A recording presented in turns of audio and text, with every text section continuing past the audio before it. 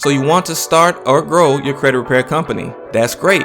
It's one of the best ways to help people reach new financial heights they thought they couldn't reach while making more money than you make at your 9 to 5. But let me ask you a few questions. Is your customer intake process easy and seamless for customers and you? What's your plan to stay compliant with CROA laws in your state and others if you plan to do business in other states? Do you have a dispute process that's so easy you don't even have to think twice about what to do for any account in any round for a client? Also, how do you plan to accept credit cards since you can't use PayPal, Stripe, and Square in the credit repair industry?